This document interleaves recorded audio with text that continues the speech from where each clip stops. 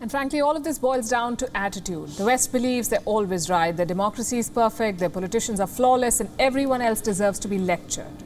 Britain may have started this trend, but their best friend America is perfecting it.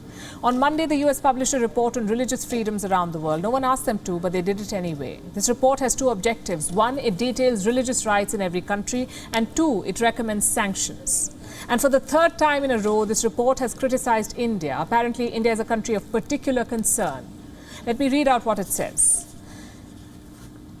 During the year, the Indian government escalated its promotion and enforcement of policies, including those promoting a Hindu nationalist agenda that negatively affect Muslims, Christians, Sikhs, Dalits, and other religious minorities. Sweeping, unsolicited statements. The question is, do they affect US policy? Well, technically, no. This report is prepared by the USCIRF, or the United States Commission on International Religious Freedoms, and it is not part of the State Department.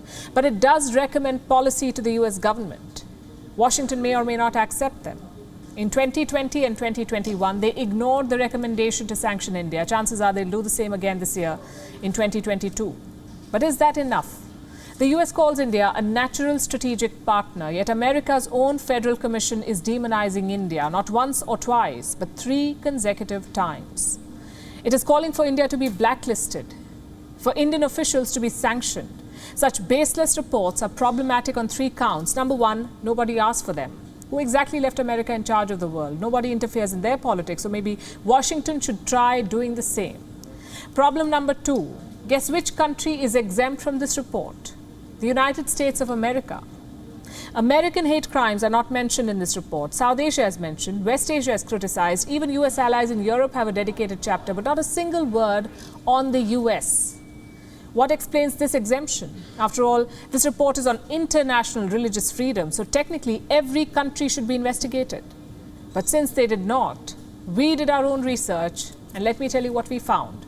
In 2021, hate crimes surged 44% in major US cities. Anti-Asian crimes were up 342%. Some of these incidents were motivated by religion. Just this month, 2 Sikh men were attacked in New York. Maybe next year's report can mention that. Problem number 3, the repeated obsession with demonizing India. 15 countries have been listed as countries of particular concern. Take a look at this list. Afghanistan, Myanmar, Pakistan, Iran, Saudi Arabia, Syria, China. These are some of the countries on that list. And India is part of that list. Some of these countries are Islamic republics. Some are ruled by the army. Some are ruled by terror outfits. How can India possibly feature on a list like this? The fact is, this report is not about religious freedoms. It's about America's uncontrollable urge to preach. And that urge has been hijacked by radical elements. Hence the repeated attacks on India. Reports say the US Commission, this US Commission, has been penetrated by anti-India elements, the likes of IAMC or the Indian American Muslim Council.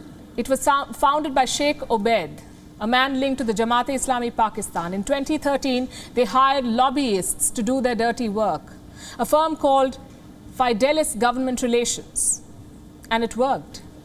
The next year, the US Commission on Religious Freedom started using a new map for India. This one excluded Jammu and Kashmir, Ladakh and Arunachal Pradesh. Simply put, it's a dedicated campaign and a dangerous one, because India-US relations are at a crucial juncture. If Washington is serious about building a partnership with India, these lectures must stop. Unfortunately, the signs are not good. First came a warning from Antony Blinken. He says he's concerned about the human rights situation in India. Then the US president jumped in. On Friday, he said India is facing its own problems. He did not bother to explain, but Biden was talking about democracies and autocracies, so you can imagine the context.